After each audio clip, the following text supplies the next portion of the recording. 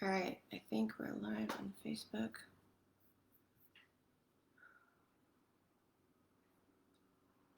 Good morning, guys. It's Tiffany. We are live, Facebook, Instagram.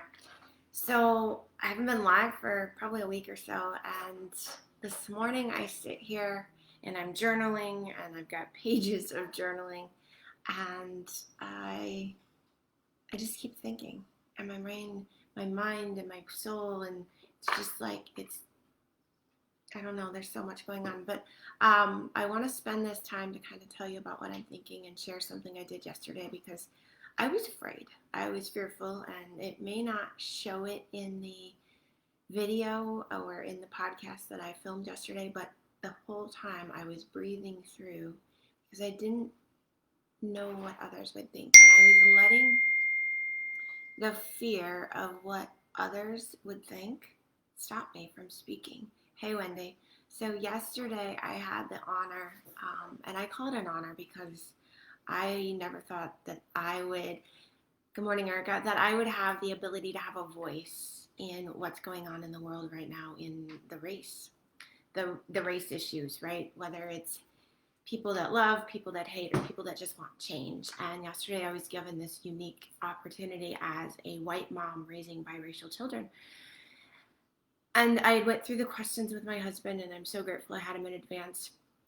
And we were in agreement with kind of the direction of my thinking, the direction of where we wanted to go with the answers. And we were in agreement with, this is how our family lives every day. This is how we raise them, and we're okay telling the story. We are very outspoken when it comes to health and healing and gut health and being gluten-free and functional medicine and, innovation of medicine and healthcare. And I haven't always been as outspoken and as open to the diversity of our family. If you've ever seen our Celebrates Heritage cookbook, it's a tribute to our past. It's a gluten-free soul food cookbook, and it's filled with images of ancestors and handwritten notes and poetry and things that just is our family embodied in a cookbook.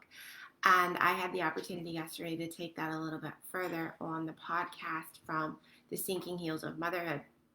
And what this morning I did, and I should not have deviated my morning routine, but I did. I was curious, right? And so I deviated my morning routine, and instead of getting up and going to my journal and my gratitude and meditating, I immediately went on my phone, and I said, because my husband had said yesterday, is there any of those people, those commentators, are there any haters? Is there any of that? Like, he was curious about what people were saying. And at like 7 o'clock, and I go to bed at like 9. So by 7 o'clock, there wasn't really any comments. And so this morning I was curious. I was like, all right, you asked a question. I'm curious. And I should not have done that. I should have went, to God and done my morning stuff first and then went to the comments. But the comments are there. And one of the comments that hit me this morning, and the way I read it, and it may not have come across this way, but the way I read it is, why haven't you had the conversation of race in your home?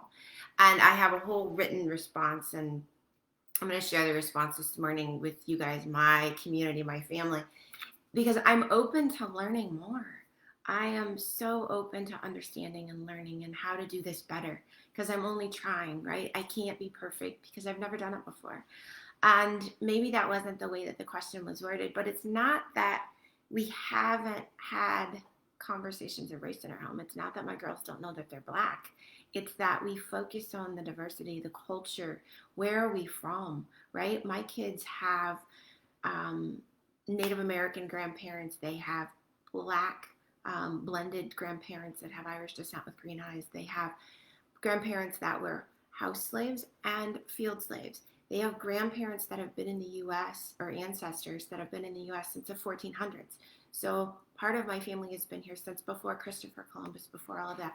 We also have people in our family that ran away from France out of persecution because they were being persecuted for religion. So we have this very blended and diverse heritage of our own and our own culture. And that is what the girls are learning. Good morning, ladies and gentlemen.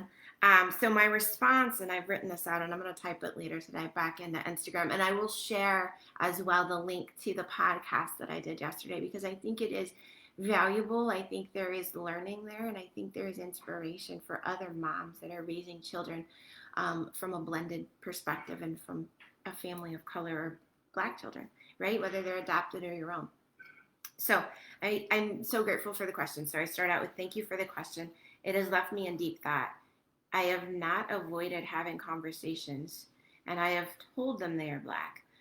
What is interesting is how they identify personally from their souls. How do they identify from inside? Whether we tell somebody they're something or we inform them that they are this or that doesn't mean that they identify with what they're being told, right? And so the question in the podcast is how do they identify? It's not really are they Black or are they white? It's how do they identify? And that's what I talked about is how they identify from inside. I've avoided talking about the recent riots because of my own fear. I did not want to place my own fear in their hearts. I wanted them to know their history and where they come from. I want them to have a better life than I had as a child in poverty and living in a trailer park. I mean, a lot of you don't know that. My dad went to federal prison. So I had a single mom that worked third shift. I had a rough upbringing.